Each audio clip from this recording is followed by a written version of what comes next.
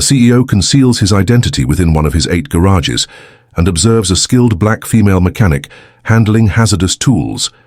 The clang of metal striking concrete reverberated through the workshop as the shattered screwdriver fell from Aisha's bloodied hand. Crimson droplets fell from a jagged wound nestled between her fingers, tainting the floor that was already marred by oil and grease. She stifled the scream of pain, glancing anxiously at the manager's office. "Is everything all right in there, ma'am?" inquired a fellow sporting stubble and a weathered cap. The new assistant, introduced by the manager that morning, was simply known as John. "I'm fine," Aisha replied, her tone flat as she wrapped a soiled rag around her hand. "It's not as if they're going to hand me a first aid kit." Marcus Blake observed the unfolding drama, a tightness coiling within him. Only 3 days prior, he was merely John, the inexperienced new assistant brought on to handle the laborious tasks at one of the 8 garages he managed. No one present realized they were under the scrutiny of their superior.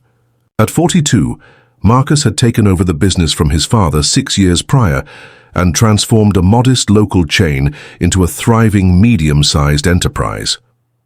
"You ought to head to the hospital," Marcus advised, moving closer to her. "That requires sutures." Aisha let out a harsh laugh. "Of course, and jeopardize my career. At home I have 2 children and responsibilities for rent. Let's get that engine up while Peter's busy on the call."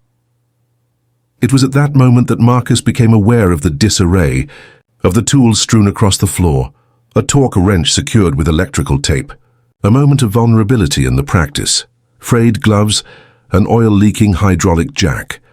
"What's the reason behind using equipment like this?" he inquired, pretending to be unaware. "Welcome to the real world," Aisha said, a strained smile on her face as she hoisted a heavy part with her strong arm. "Peter believes that the new tools exceed the budget constraints. In the meantime, he cruises around in a sleek new BMW. From the glass office, Peter Griffin, regional manager, observed the interaction with annoyance. A man in his 50s, with a noticeable belly straining against his designer shirt, hurried towards them. "Aisha, that Honda Civic was supposed to be ready an hour ago," he shouted, disregarding her injured hand.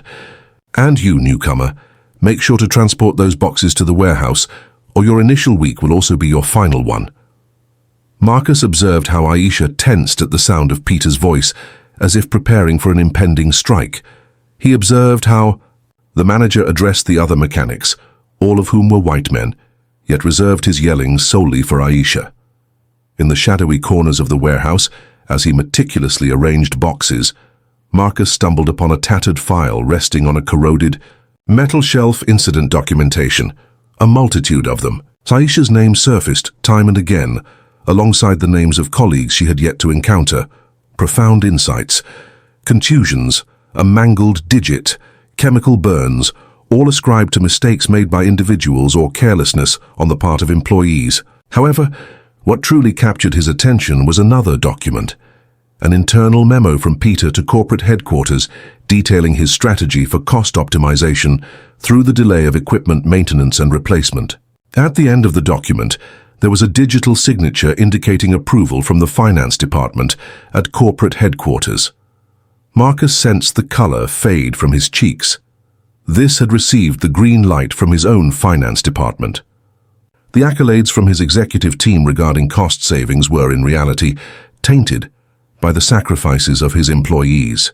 Upon his return to the workshop, he noticed Aisha grappling with the task of dismantling a brake, using an incorrectly sized wrench. Her hands trembled ever so slightly, a subtle indication of either exhaustion or discomfort. "Will you simply remain in place?" she inquired, her gaze fixed elsewhere.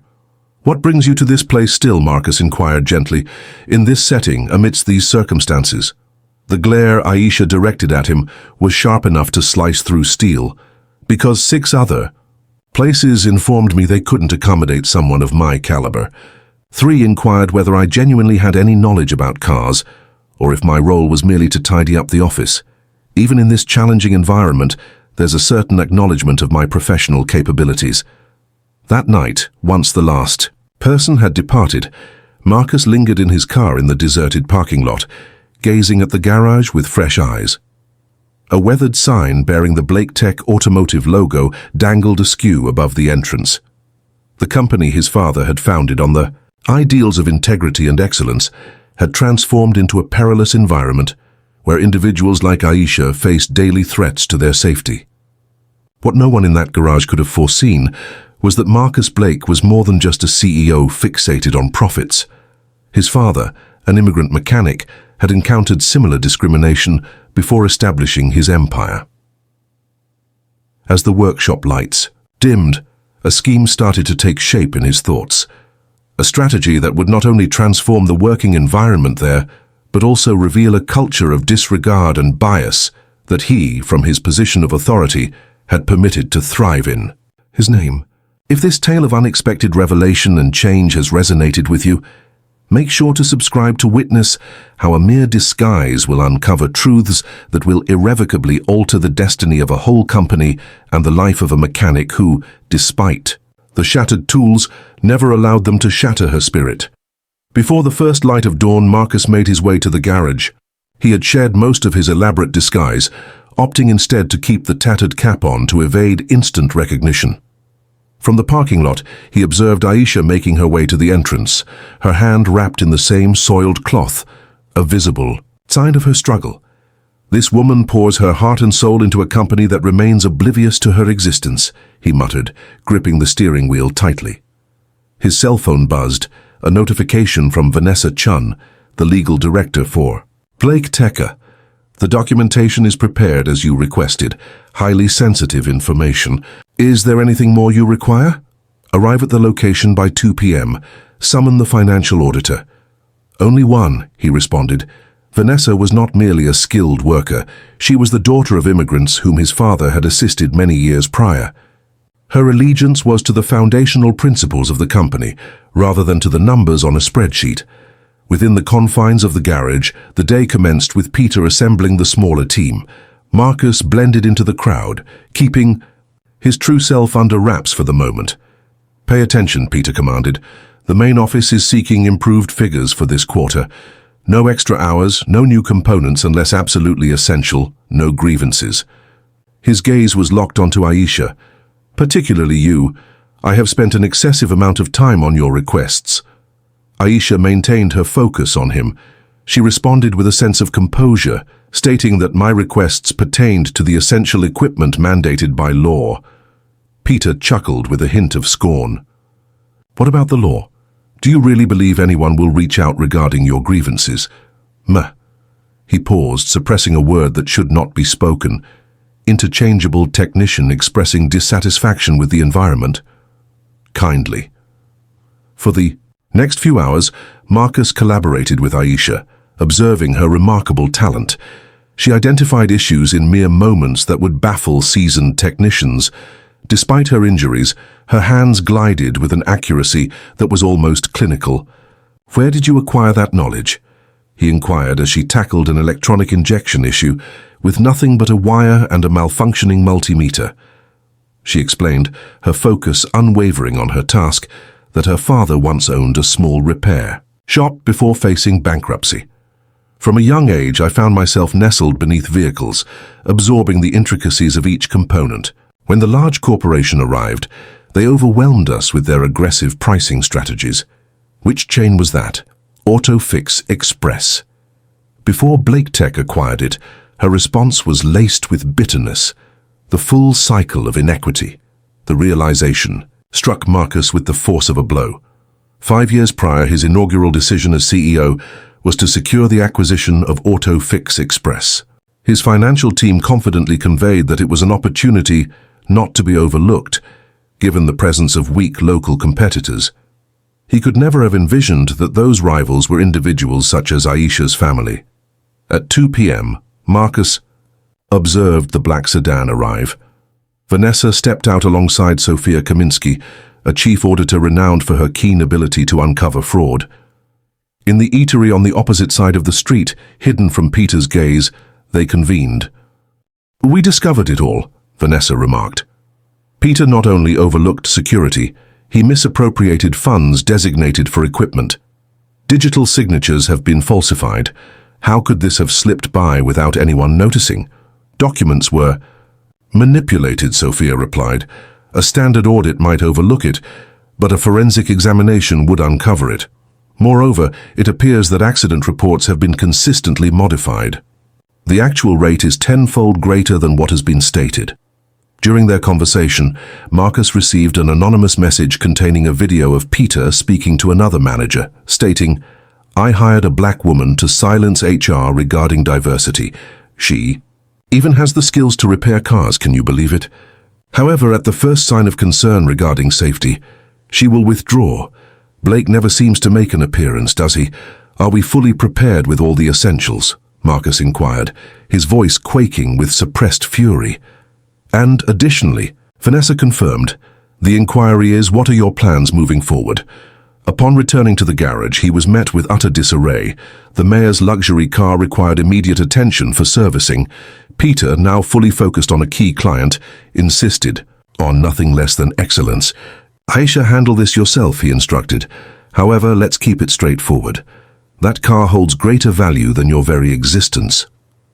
As Marcus observed, a troubling sight caught his attention. The hydraulic jack holding up the vehicle displayed a noticeable crack and was seeping fluid. Peter made his entrance alongside the mayor. "Come witness the exceptional care we provide to our esteemed guests," he proudly declared. "We commit our resources exclusively to top-tier equipment and skilled professionals."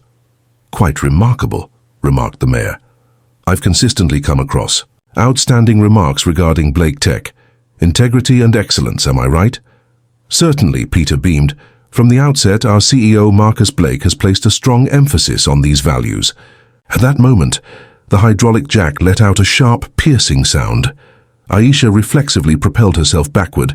Peter strode angrily in her direction. "What do you believe you're doing?" he whispered sharply. "You're bringing shame to the organization in front of the—" The jack collapsed with a resounding thud, leading the vehicle to tumble down. If someone had been beneath, the mayor's complexion drained of color. Goodness, a life could have been lost. Peter, in a state of distress, sought to regain his composure. Strange. Mishap? It could likely be a case of human oversight or intentional interference, Aisha interjected, her frustration boiling over. "It wasn't human error. I have been cautioning about this equipment for several months now.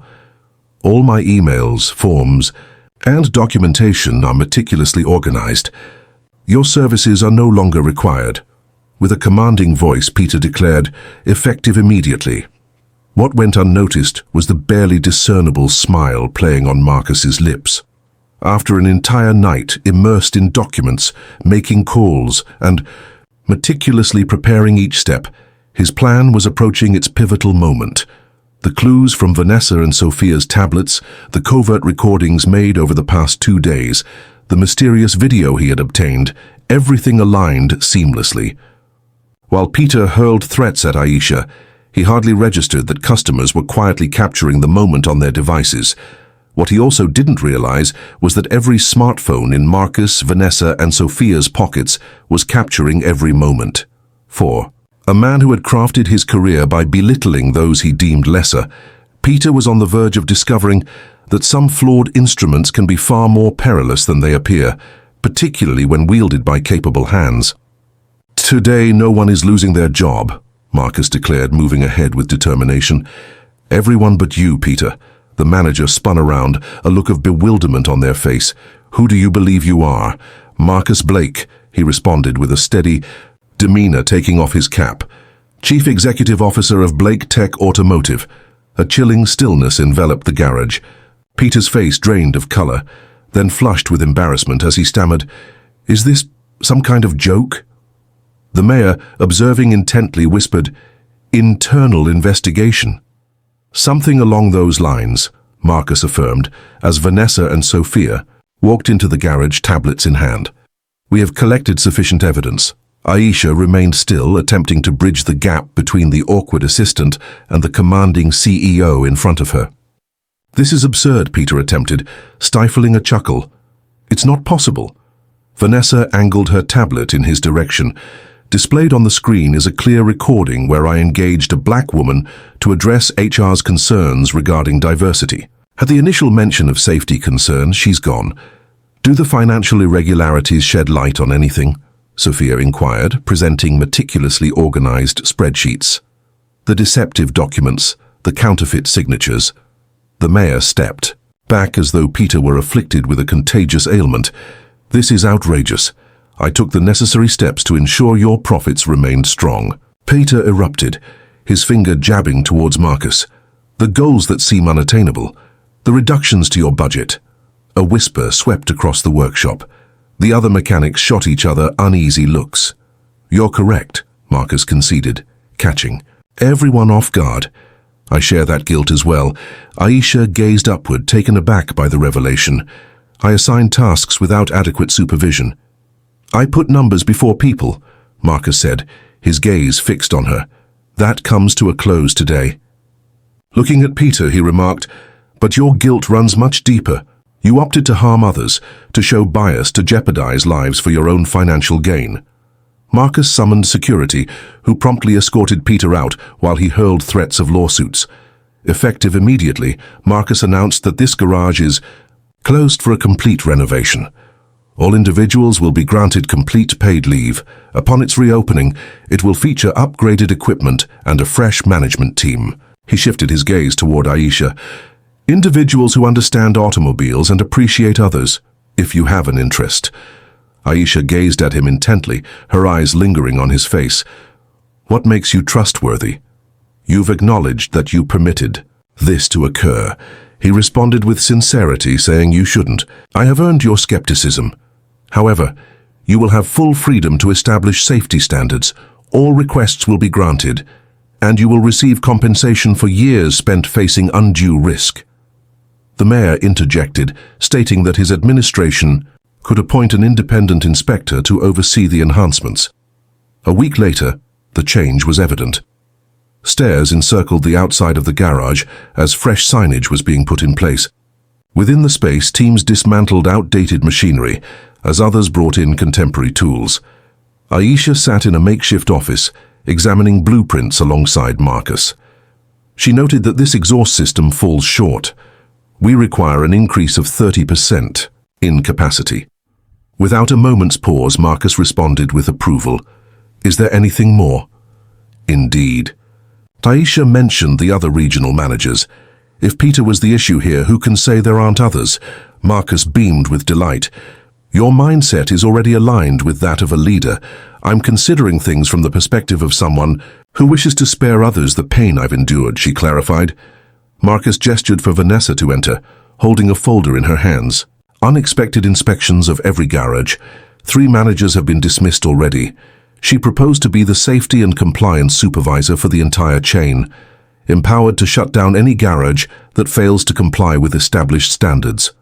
At that moment, Marcus's phone began to ring. Frank Matthews, the CFO. Blake, this is absolutely wild.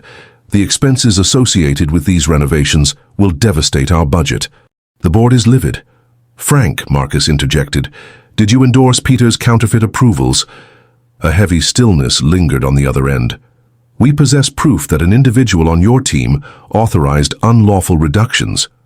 I was unaware of the full scope. There's a board meeting scheduled for tomorrow. Please provide your resignation or the names of those implicated. Aisha remarked after the call that this should be prioritized. Wherever it may lead, Marcus affirmed. This company was established by my father with the intention of serving people rather than taking advantage of them. What Marcus kept from Aisha during their conversation about the rebuilding plans was the email he had just received from the company's lawyers. The board of directors, spearheaded by the driven executive vice president Richard Townsend, convened an urgent vote to oust him. The principal shareholders, apprehensive about the financial repercussions of the reforms, were scrutinizing his abilities. As Aisha examined the renovation plans, a sense of progress toward justice enveloped her. For Marcus, a far greater conflict was on the horizon, one that would force him to decide between his father's dreams and the empire he had created. In a corner of the bustling city, Peter Griffin grinned at his cell phone, engaging in a conversation with Richard Townsend about strategies to take charge of the unfolding scenario. What is the value of integrity when the fate of an entire empire hangs in the balance? The real measure of Marcus Blake's character lay not in the transformation of a garage, but in the boardroom where he would confront those who viewed individuals as mere figures and deemed security a superfluous cost. The Blake Tech Automotive Corporate Auditorium was filled to capacity.